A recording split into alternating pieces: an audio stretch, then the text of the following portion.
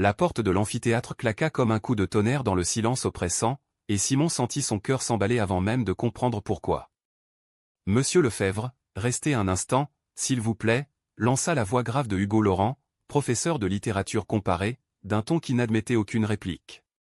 Dans cet écho, Simon perçut non pas une invitation polie, mais une promesse de chaos, un fil invisible qui allait le tirer vers l'abîme d'une passion qu'il n'avait jamais osé nommer. Paris, cette ville aux lumières éternelles et aux secrets enfouis dans ses ruelles pavées, bruissait ce soir-là d'une agitation feutrée. L'université Sorbonne, avec ses couloirs aux murs chargés d'histoire, semblait retenir son souffle tandis que les derniers étudiants s'égaillaient vers la sortie, leurs sacs à dos claquant contre les portes vitrées. Simon, 22 ans, aux cheveux châtains en bataille et aux yeux verts hérités d'une mère irlandaise, traînait délibérément ses pas. Il n'était pas du genre à se précipiter, au contraire, il savourait ces instants de transition, ces pauses où le monde réel se dissolvait encore dans le rêve des mots. Mais aujourd'hui, quelque chose clochait. Le cours sur Proust avait été électrique, Hugo disséquant à la recherche du temps perdu avec une ferveur qui faisait rougir les joues de Simon. Chaque citation, chaque regard fugace lancé par-dessus les lunettes de tortue, avait été une flèche en plein cœur. Hugo Laurent, 35 ans, était l'incarnation du charisme intellectuel français teinté d'une nonchalance américaine, un détail qu'il devait à ses années d'études à Columbia, où il avait fui les conventions rigides de sa famille bourgeoise parisienne. Grand, élancé, avec une barbe naissante qui ombrageait un menton volontaire et des yeux bleus perçants comme l'acier, il portait toujours des chemises impeccables aux manches retroussées, révélant des avant-bras tatoués d'une discrète rose des vents, un vestige de ses voyages en solitaire le long de la côte ouest américaine. Ses conférences n'étaient pas des leçons, c'étaient des confessions voilées, des invitations à plonger dans les abysses de l'âme humaine. Et Simon, ce jeune homme timide venu de province pour conquérir la capitale, s'était surpris à noyer son regard dans ces abysses, à imaginer des nuits où les mots de Proust se muraient en caresses. « Asseyez-vous, Simon, » dit Hugo en refermant la porte derrière le dernier étudiant parti. Sa voix, basse et veloutée, portait l'accent roulant du sud-ouest, mêlé à une pointe d'anglais new-yorkais qui rendait chaque syllabe irrésistible. Simon obéit, ses jambes flageolantes le portant jusqu'à la première rangée de chaises en bois usées. L'amphithéâtre, vide maintenant, résonnait d'un silence complice, seulement brisé par le tic-tac distant d'une horloge et le bourdonnement lointain de la circulation sur le boulevard Saint-Michel. Hugo s'assit sur le bord de son bureau, croisant les bras, son corps formant une silhouette imposante contre la lumière déclinante qui filtrait par les hautes fenêtres gothiques. Votre dissertation sur Swann était remarquable. Vous capturez l'essence de la jalousie proustienne avec une sensibilité qui me touche. Il hésita, ses yeux s'attardant un instant de trop sur les lèvres de Simon, qui sentit une chaleur traîtresse monter à ses joues. Touché. Le mot plana dans l'air comme une caresse interdite. Simon, qui avait toujours su qu'il aimait les hommes, un secret gardé jalousement depuis ses 16 ans, dans le petit village normand où les ragots voyageaient plus vite que le vent, n'avait jamais franchi le pas à Paris. Pas avec ses colocataires hétéros bruyants, pas avec les flirts éphémères dans les bars du Marais. Mais Hugo. Hugo était différent. Un professeur. Un homme marié? Les rumeurs couraient, une femme, des enfants, une vie rangée dans un appartement haussmannien du 7e arrondissement. Pourtant, ce regard. Merci, professeur. J'ai beaucoup réfléchi à ces thèmes. La mémoire, l'amour non réciproque. Simon balbutia, ses doigts triturant le coin de son carnet. Il voulait en dire plus, avouer que chaque nuit, dans sa chambre exiguë de la cité universitaire, il relisait les passages soulignés par Hugo, imaginant que ces lignes étaient écrites pour lui. Mais les mots restèrent coincés, prisonniers d'une timidité qui le rongeait depuis l'enfance. Hugo se leva, arpentant l'allée centrale comme un lion en cage. Appelez-moi Hugo, hors de ces murs. Et dites-moi, Simon, qu'est-ce qui vous pousse à creuser si profondément dans ces douleurs? Est-ce personnel? La question atterrit comme une grenade. Simon releva la tête, surpris par l'intimité brute de l'interrogation. Les yeux de Hugo brillaient d'une curiosité vorace, presque douloureuse, comme s'il cherchait en lui un reflet de ses propres tourments. Et alors, sans crier gare, Hugo s'approcha, s'asseyant à côté de lui sur la chaise voisine. Leurs genoux se frôlèrent, un contact électrique qui fit sursauter Simon intérieurement. L'air s'alourdit d'un parfum boisé, mélange de vétiver et de livres anciens. Personnel, répéta Simon, sa voix un murmure. Peut-être. J'ai perdu quelqu'un, il y a longtemps. Un ami. Et depuis, les histoires d'amour impossibles. Elles me hantent. C'était la vérité, à demi-mot. Cet ami d'adolescence, Julien, au sourire complice et aux mains hésitantes, partit trop tôt dans un accident de moto sur les routes glissantes de Normandie. Hugo hocha la tête, son expression s'adoucissant en une vulnérabilité rare. Nous portons tous des fantômes, Simon. Les miens viennent d'Amérique, d'une jeunesse où j'ai appris à aimer en cachette, sous le poids des attentes familiales. Paris m'a sauvé, mais elle exige son tribut. Le silence s'étira, chargé d'électricité. Puis, d'un geste lent, presque irréel, Hugo posa sa main sur l'avant-bras de Simon. La peau chaude, les doigts fermes, un contact qui n'avait rien d'académique. Simon retint son souffle, son corps entier vibrant comme une corde tendue. Était-ce un test? Une erreur? Mais les yeux de Hugo, ses yeux d'océan tempétueux, ne mentaient pas, restez ce soir, murmura-t-il. Pas pour une correction. Pour parler. Vraiment. Simon acquiesça, le cœur battant la chamade. Ils quittèrent l'amphithéâtre ensemble, glissant dans la nuit parisienne comme deux ombres complices. Les rues du quartier latin s'illuminaient de néons chaleureux, les bistrots déversant des rires et des arômes de vin rouge. Hugo guida Simon vers un petit bar à vin niché derrière l'église Saint-Séverin, un lieu aux murs tapissés de vieilles affiches de films noirs américains, un clin d'œil à ses racines transatlantiques. Ils s'installèrent dans un coin sombre, deux verres de Bordeaux entre eux, et les mots coulèrent comme le vin, des confessions sur les amours passés, les rejets familiaux, les nuits solitaires face à la Seine. Hugo parla de son mariage arrangé, une façade pour apaiser sa mère veuve, une avocate intransigeante qui voyait en lui l'héritier d'une lignée de juristes. Claire est une amie, rien de plus. Nous dormons dans des lits séparés depuis des années. Mais le monde exige des apparences. Simon, éméché par l'alcool et l'intimité, osa, et vous? Que exigez-vous de vous-même? Hugo rit, un rire amer teinté de désir. Quelque chose de vrai. Quelqu'un qui voit au-delà des masques. La nuit s'épaissit, et quand Hugo proposa de raccompagner Simon à sa résidence, le jeune homme accepta sans hésiter. Sous la pluie fine qui commençait à tomber, ils marchèrent côte à côte, leurs épaules se frôlant. Arrivé devant le portail de la cité universitaire, Hugo s'arrêta, son regard plongeant dans celui de Simon. « Bonne nuit », murmura-t-il. « Et merci pour cette soirée. Elle m'a rappelé pourquoi j'enseigne. » Puis, dans un élan fou, il se pencha et effleura les lèvres de Simon d'un baiser chaste, fugace comme un secret volé. Simon chancela, le monde basculant en un instant. Tout avait changé. Et rien ne serait plus comme avant. Les jours suivants furent un tourbillon. Des messages codés échangés via une application anonyme, des regards complices en cours qui faisaient rougir les joues de Simon. Hugo l'invitait à des séances de tutorat, dans son bureau exigu, où les analyses littéraires dérapaient inévitablement vers des confidences plus intimes. Simon découvrait en Hugo non seulement un amant potentiel, mais un mentor, un confident qui l'encourageait à écrire ses propres nouvelles, des fragments d'une vie naissante, imprégnée de la mélancolie proustienne. Pour la première fois, Simon se sentait vu, désiré pour ce qu'il était, un jeune homme sensible, aux aspirations artistiques refoulées par la peur du jugement. Mais sous cette idylle naissante, des ombres planaient. Claire, l'épouse fantôme, appelait parfois pendant leur rendez-vous, sa voix stridente filtrant à travers le téléphone. Hugo raccrochait abruptement, le visage crispé. Et puis il y avait les étudiants, ces murmures dans les couloirs, Laurent est bizarre, toujours à traîner avec ce provincial. Simon les ignorait, ivre de cette bulle de tendresse. Jusqu'à ce soir-là, 2 semaines plus tard, où Hugo l'emmena dans son appartement du 7e. Pour la première fois, ils franchirent la ligne. La chambre, aux murs lambrissés de bois sombre, sentait le santal et les livres. Hugo défit lentement la chemise de Simon, ses doigts tremblants traçant des chemins de feu sur sa peau pâle. « Tu es beau », souffla-t-il, comme un poème inachevé. Leurs corps s'entrelacèrent dans une danse urgente, passionnée, où chaque gémissement était une déclaration d'amour interdite. Simon, submergé par l'émotion, pleura après, blotti contre la poitrine de Hugo. « Je t'aime », murmura-t-il, les mots échappant malgré lui.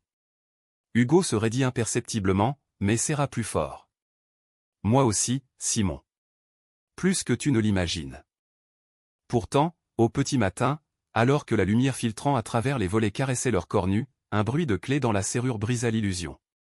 Claire entra, un sac de voyage à la main, de retour d'un congrès à Lyon. Elle s'arrêta net, les yeux écarquillés devant la scène. Hugo bondit du lit, enroulant une serviette autour de sa taille, tandis que Simon, paniqué, ramassait ses vêtements à la hâte. « Qu'est-ce que... » Hugo, balbutia Claire, sa voix montant en une hystérie contenue.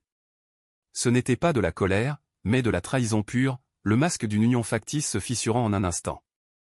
Simon s'habilla en silence, le cœur en miettes, et s'enfuit dans l'escalier, les larmes brouillant sa vue. Dehors, Paris s'éveillait indifférente, ses passants pressés ignorant le drame qui se jouait.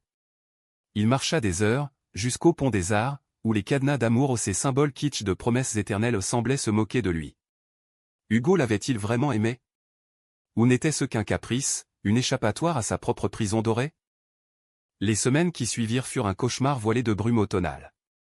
Simon évitait les cours de Hugo comme la peste, prétextant une grippe persistante pour sécher les amphis. Il se terrait dans sa chambre, entouré de piles de livres non lus et de carnets noircis de rage poétique. Les mots, autrefois refuge, devenaient armes, il écrivait des lettres qu'il ne posterait jamais, des invectives contre cet homme qu'il avait allumé comme une mèche pour mieux l'éteindre.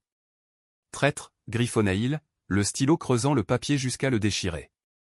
Pourtant, au fond de lui, une braise persistait où ce baiser volé sous la pluie, ces nuits où Hugo lisait à voix haute des extraits de Gatsby le Magnifique, sa voix enveloppante comme un manteau de velours. Hugo, de son côté, luttait contre un tourbillon intérieur. Claire n'avait pas hurlé, pire, elle avait pleuré, des larmes silencieuses qui accusaient plus que des cris. Je le savais, Hugo. Depuis des mois. Tes absences, tes regards perdus. Mais je pensais que c'était une phase, un de tes caprices intellectuels. Ils s'étaient assis dans le salon, face à face, comme deux étrangers partageant un appartement. Claire, avec ses cheveux blonds coupés au carré et son tailleur impeccable, représentait tout ce que la société exigeait, stabilité, lignée, apparence. Elle avait accepté le mariage pour les mêmes raisons que lui, oppression familiale, peur de l'inconnu. Mais cette découverte avait brisé le contrat tacite. Si tu veux partir, vas-y, avait-elle dit d'une voix brisée. Mais pense à notre fils, Hugo. À Théo. Théo, 7 ans, aux boucles blondes et aux yeux bleus de son père, était le seul lien réel entre eux. Hugo l'avait adopté comme sien, l'élevant avec une tendresse paternelle qui masquait ses tourments. Comment avouer à un enfant que son père aimait les hommes, que son mariage n'était qu'une façade hollywoodienne transplantée à Paris? Les nuits suivantes, Hugo errait seul dans les rues du Marais, ces quartiers gays où il n'avait jamais osé s'aventurer pleinement. Il sirotait un whisky dans un bar discret, écoutant les conversations animées sur Grindr et les fiertés revendiquées, se sentant à la fois envieux et terrifié. Simon hantait ses pensées, ce corps frêle, ses yeux verts implorants, cette innocence qu'il avait corrompue par égoïsme. Un mois passa ainsi, dans un limbo douloureux. Puis, un après-midi pluvieux, Hugo glissa une enveloppe sous la porte de la chambre de Simon. Dedans, une lettre manuscrite et un billet pour une exposition au Louvre, Vermeer, la leçon de musique. Pas de mots superflus, juste « viens ». Pour clore ce chapitre. Simon, déchiré entre colère et nostalgie, y alla. Le musée, avec ses salles au plafond voûté et ses toiles baignées d'une lumière tamisée, offrait un sanctuaire parfait pour les âmes blessées. Ils se retrouvèrent devant la jeune fille à la perle, ce regard énigmatique semblant les juger en silence. « Je suis désolé, Simon. Pour tout. » Hugo parla le premier, sa voix rauque d'émotion contenue. Il portait un manteau noir, col relevé contre le froid, et ses yeux rougis trahissaient des nuits blanches. Simon, les bras croisés sur une écharpe trop grande, le toisa froidement. « Désolé? C'est tout? Tu m'as fait croire à quelque chose de vrai, Hugo. Et puis. Elle. Votre femme. Votre vie. J'étais quoi? Un divertissement entre deux conférences? » Les mots jaillirent, acides, libérant une bile accumulée. Hugo secoua la tête, s'approchant d'un pas, « Non. Tu étais. Tu es la première personne à me voir vraiment. Pas le professeur, pas le mari modèle. Moi. L'homme qui a fui New York parce qu'il ne supportait plus les mensonges. » Il sortit une photo froissée de sa poche, lui, jeune, torse nu sur une plage californienne, enlacé avec un autre homme, un surfeur aux cheveux blonds. C'était il y a 10 ans. Il m'a quitté parce que je choisissais la sécurité. Et depuis, j'ai construit des murs. Claire le savait, vaguement. Mais toi. Tu as tout fait voler en éclats. Simon sentit sa résolution faiblir. La vulnérabilité de Hugo, cette fêlure dans l'armure, ravivait le feu. Et maintenant? Qu'est-ce que ça change? Tu vas divorcer? Me présenter à ton fils comme ton amant? Hugo baissa les yeux, la douleur gravée sur son visage. Je ne sais pas. Claire veut une pause. Théo mérite mieux que des mensonges. Mais je ne peux pas te perdre, Simon. Pas sans lutter. Ils marchèrent ensemble dans les couloirs du Louvre, évitant les foules de touristes, leurs pas synchronisés comme une valse hésitante. Hugo raconta son enfance à Bordeaux, fils unique d'un père absent et d'une mère autoritaire qui citait Balzac pour justifier les unions de raison. Simon, en retour, confia ses doutes, sa peur d'être gay dans une France progressiste en surface mais conservatrice dans les cœurs provinciaux. J'ai vu mon frère se marier l'été dernier, avec une fille qu'il n'aime pas. Et moi, je me disais, au moins, je suis libre. Mais avec toi. C'est comme si la liberté faisait mal. Dehors, la pluie avait cessé, laissant place à un ciel d'ardoise percé de raies de soleil. Ils s'arrêtèrent sur un banc du jardin des Tuileries, face à la Loire scintillante. Hugo prit la main de Simon, entremêlant leurs doigts avec une tendresse infinie. « Laisse-moi réparer ça. » Des dîners secrets, des week-ends volés. Pas de promesses, juste. Nous. Simon hésita, puis serra plus fort. D'accord. Mais pas de mensonges, Hugo. Plus jamais. La réconciliation fut timide, faite de gestes volés, un café partagé au Flore, où Hugo lisait des poèmes de Rimbaud à voix basse, une soirée au cinéma, Brokeback Mountain revus ensemble, leurs larmes se mêlant dans l'obscurité. Simon reprenait les cours, s'asseyant au fond pour masquer leur connexion, mais leurs yeux se trouvaient toujours, complices. Hugo introduisit subtilement des thèmes queer dans ses leçons, citant Wilde et Genet avec une passion nouvelle, inspirant Simon à soumettre un essai sur l'amour homosexuel dans la littérature moderne. Le professeur corrigea le document d'une main tremblante, inscrivant en marge, brillant. Comme toi. Pourtant, les fissures persistaient. Claire observait, silencieuse, mais ses appels à Hugo se multipliaient, évoquant Théo et les regards inquisiteurs de la famille. Un soir, après une étreinte passionnée dans un hôtel discret de Montmartre, Hugo avoua, « Elle veut que je choisisse. Toi ou la stabilité ?» Simon, nu contre lui, sentit un froid l'envahir. « Et toi? Qu'est-ce que tu choisis ?» Hugo ne répondit pas, se contentant d'un baiser désespéré qui masquait l'orage à venir. Bientôt, les signes de tension éclatèrent. Simon surprit Hugo au téléphone, dans un couloir de la fac, sa voix basse et suppliante, « Claire, attends. Pour Théo, je ferai ce qu'il faut. » Le jeune homme s'éloigna, le cœur serré, se jurant de ne pas craquer. Mais la nuit, seul, il pleurait, imaginant un futur sans Hugo ou un Paris vide, une vie grise. Le point de non-retour survint lors d'une réception universitaire, un gala somptueux au musée d'Orsay. Hugo y parut avec Claire à son bras, radieuse dans une robe rouge, tandis que Simon, invité comme étudiant méritant, se fondait dans la foule.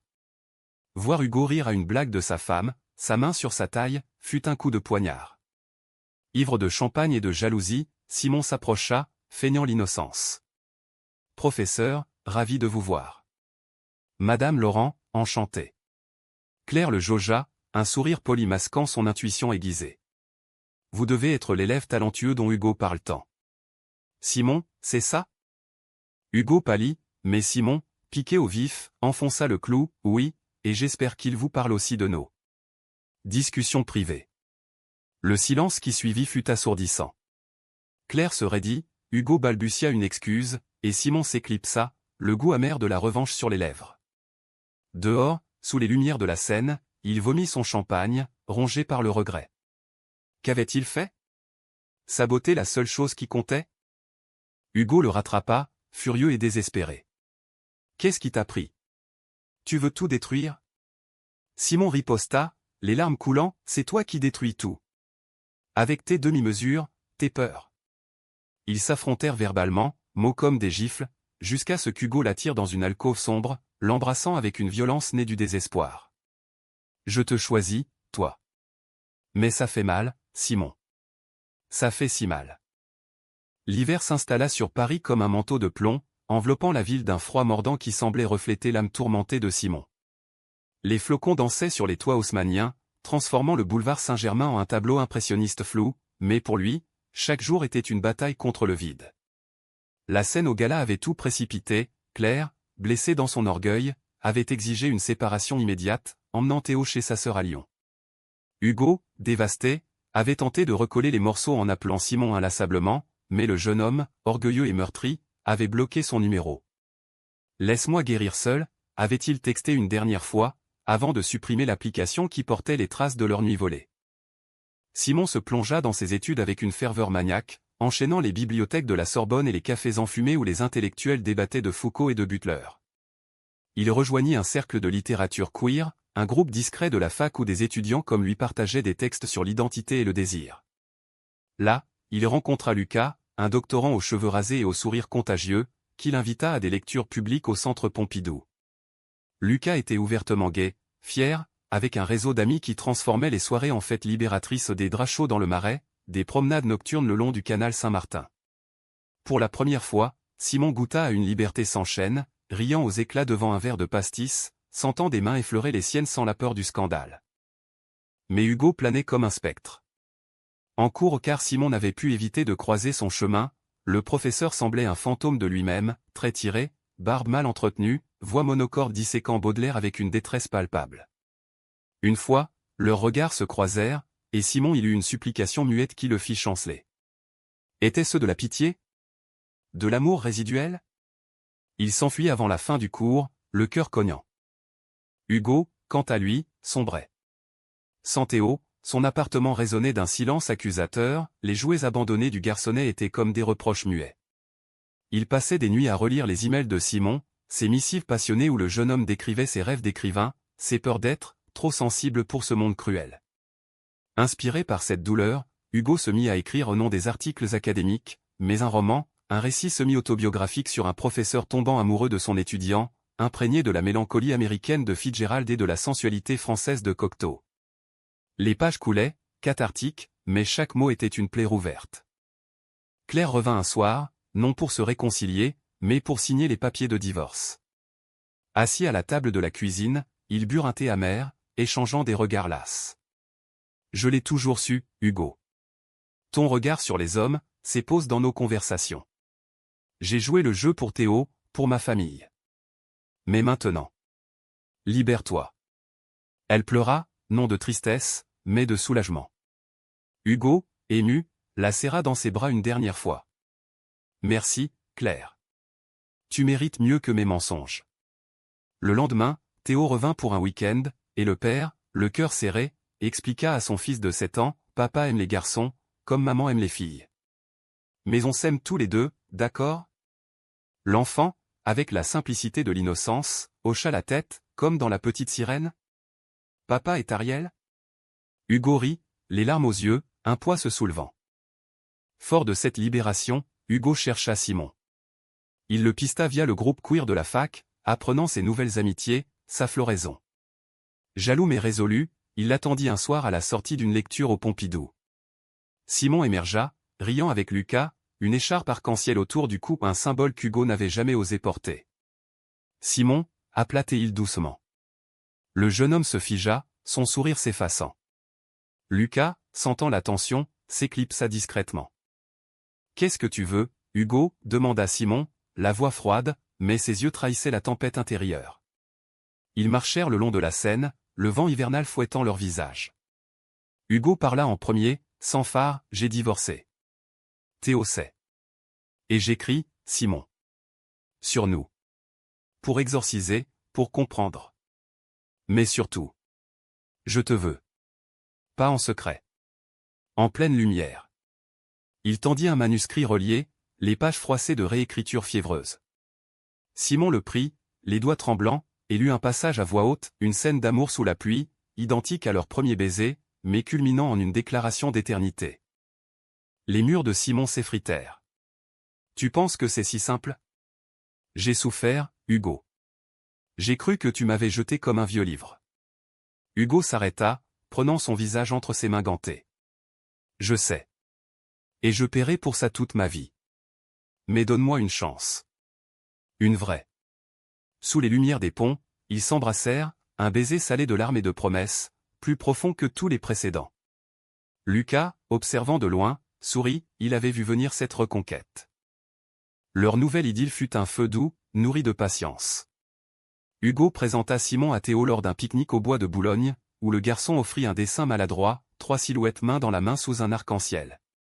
Simon, ému, devint le « tonton » qui racontait des histoires de cow-boys américains à un hommage aux racines de Hugo. Ensemble, ils voyageaient, un week-end à Deauville, où la mer normande rappelait les origines de Simon, et Hugo lui apprenait à surfer sur les vagues écumantes, leur rire se mêlant aux cris des mouettes. Mais le destin, ce farceur cruel, réservait un coup bas. Au printemps, alors que les cerisiers du Luxembourg fleurissaient en un balai rose, Simon reçut une lettre de son frère aîné, Étienne. Leur mère, gravement malade d'un cancer, l'appelait à son chevet en Normandie. Simon, paniqué, sauta dans un train, laissant Hugo à Paris avec une promesse, « Je reviens vite ». Les jours s'étirèrent en semaines, la mère de Simon, une femme farouche aux yeux verts comme les siens, alternait entre lucidité et délire, réclamant des confessions. « Mon fils, es-tu heureux ? Avec qui ?» Simon, au bord du lit d'hôpital, avoua tout, Hugo, l'amour, la peur. Elle sourit faiblement, aime le fort, alors. La vie est trop courte pour les demi-mesures. Hugo arriva 2 jours plus tard, sac au dos, prêt à soutenir. Mais dans la petite chambre aux murs jaunis par l'humidité, face à la famille assemblée où Étienne et sa femme, conservateurs jusqu'à la moelle, la tension monta. « C'est lui », grogna Étienne en voyant Hugo, sa main possessive sur l'épaule de Simon. « Un prof plus vieux ? T'es tombé bien bas, frangin. » Les mots fusèrent, homophobes voilés sous des prétextes de « protection ». Hugo, stoïque, défendit leur amour avec une éloquence calme, citant des vers de Verlaine sur l'amour libre. Mais la mère, dans un sursaut de force, intervint, « Laissez-les. J'ai aimé en secret, moi aussi. Ne répétez pas mes erreurs. » Elle s'éteignit une semaine plus tard, dans les bras de Simon, un dernier « Je suis fier » sur les lèvres.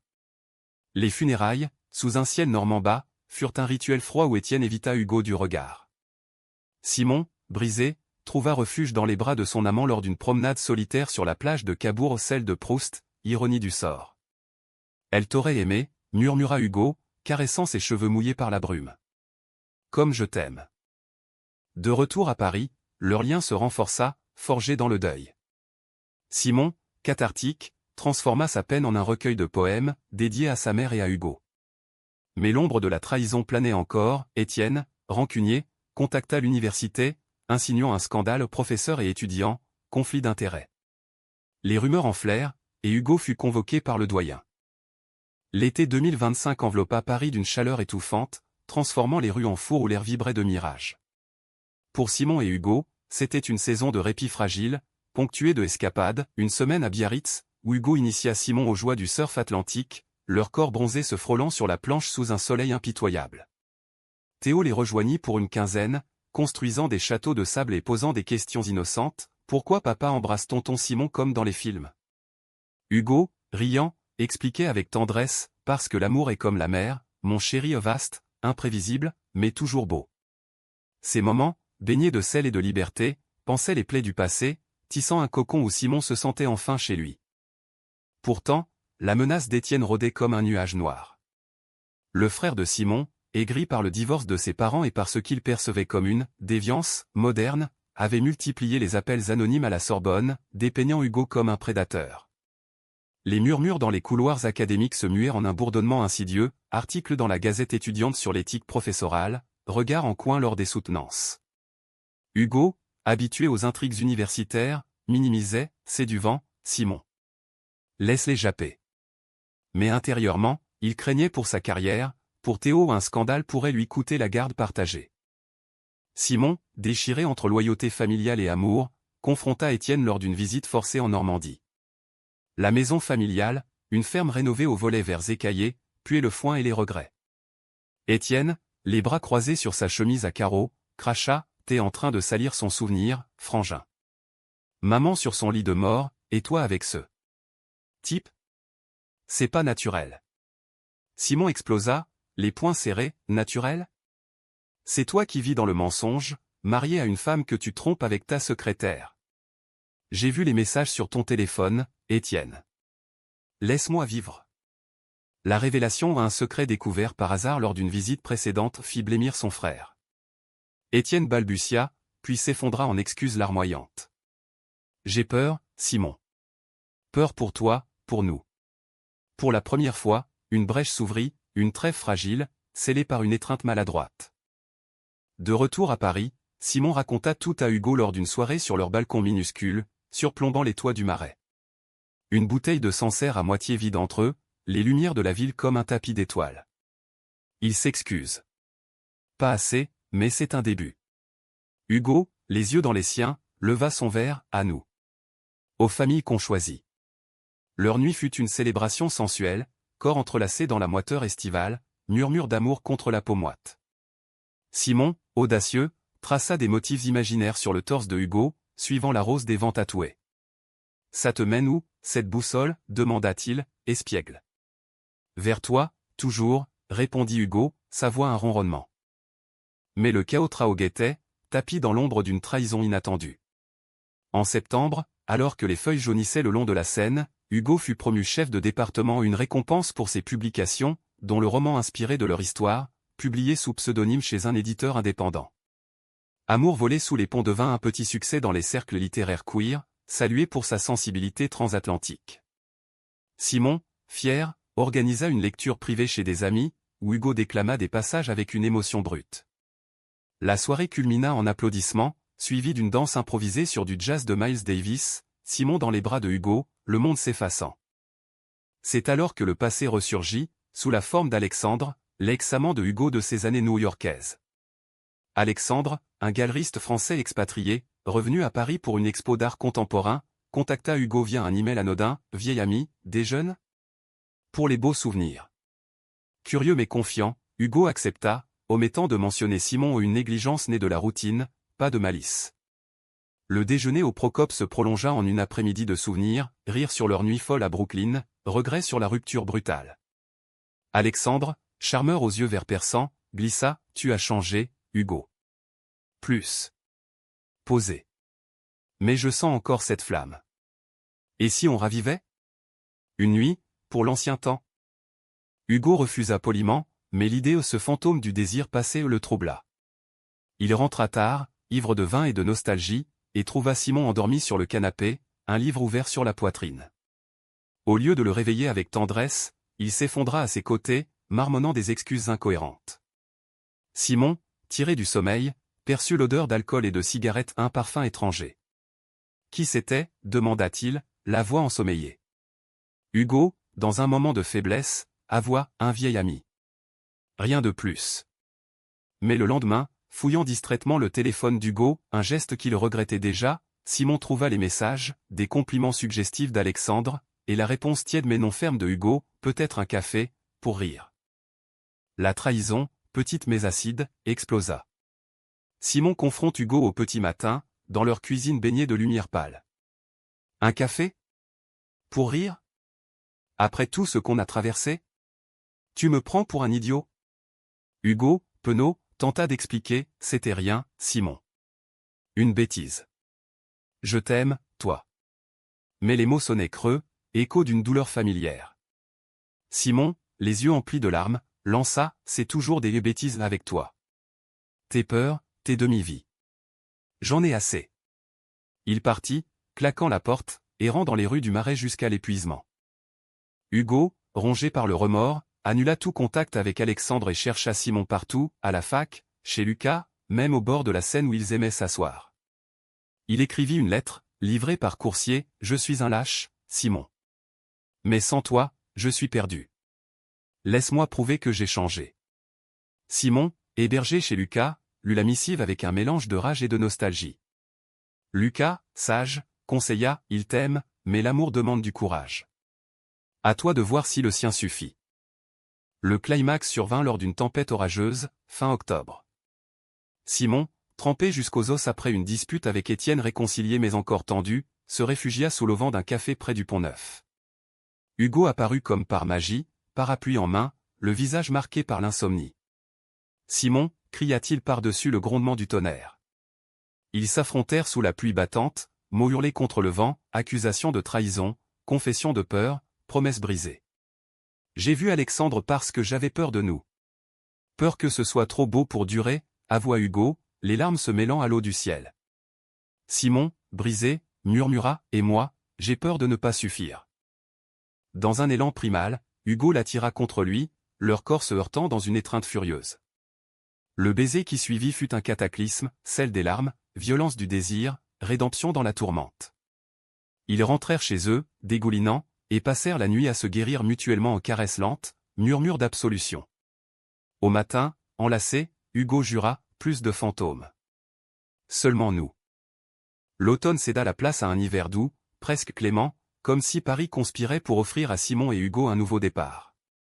La réconciliation, forgée dans la tempête, les avait transformés. Hugo, libéré de ses chaînes invisibles, sortit du placard publiquement lors d'une conférence à la Sorbonne sur la littérature queer, déclarant d'une voix ferme, « L'amour, quel qu'il soit, est le moteur de l'art. Et le mien m'a sauvé. » Les applaudissements fusèrent, mêlés de murmures surpris, mais Simon, assis au premier rang, sentit une fierté gonfler sa poitrine. Théo, présent avec Claire désormais amie bienveillante, dessina un cœur sur son programme, un geste enfantin qui scella leur famille recomposée. Simon, lui, acheva son recueil de poèmes, Écho interdit, publié grâce aux encouragements de Hugo. Le lancement, dans une librairie cosy du quartier latin, attira une foule éclectique, étudiants, intellectuels, même Étienne et sa femme, venus en signe de paix fragile. « C'est beau, frangin », murmura Étienne en serrant Simon dans ses bras, un aveu bourru qui valait toutes les excuses. Lucas, devenu un pilier, toasta, à l'amour qui bascule et qui atterrit sur ses pieds. Leur vie quotidienne prit des teintes romanesques, matin paresseux où Hugo préparait des crêpes américaines aux pancakes moelleux saupoudrés de sucre, tandis que Simon lisait le Figaro à voix haute, imitant les accents guindés des chroniqueurs.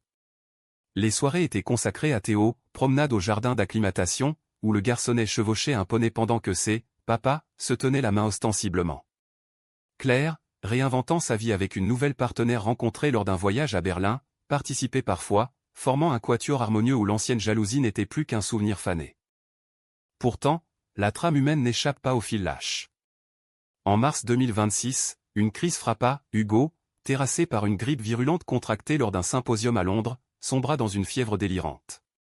Simon veilla à son chevet, épongeant son front brûlant, récitant des passages de Proust pour l'ancrer dans la réalité.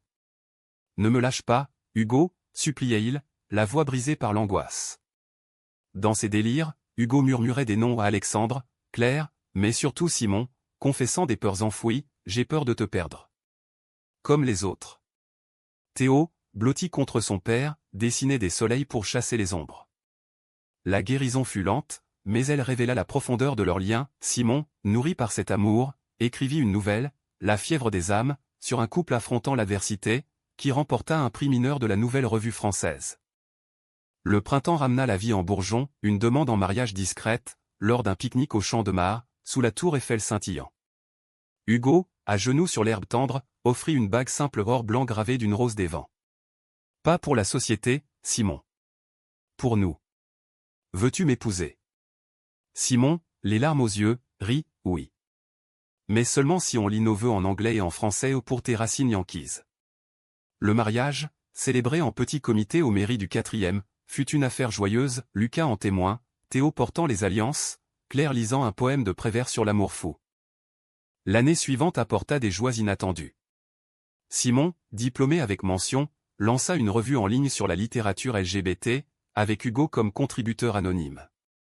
Théo, 9 ans maintenant, découvrit le surf lors d'un voyage en Bretagne, hurlant de joie sur les vagues, son père et son tonton le guidant. Étienne, adouci par le temps, invita le couple à Noël en Normandie, où une dinde rôtie et des chants traditionnels effacèrent les rancunes. Même Alexandre, croisé par hasard à une expo, leva son verre en signe de paix, « Tu as trouvé ton port, Hugo. » Tant mieux. Mais la vie, dans sa sagesse cruelle, imposa une note biographique. À 40 ans, Hugo apprit qu'il était séropositif à un diagnostic hérité d'une inconscientise juvénile à New York, dormant tapis des années. La révélation, lors d'un contrôle de routine, le terrassa. « Et si je te contaminais » murmura-t-il à Simon, effondré sur leur lit. Simon, calme malgré la peur, serra sa main, « On affrontera ça ensemble. » Médicament, suivi « L'amour n'est pas une maladie, Hugo.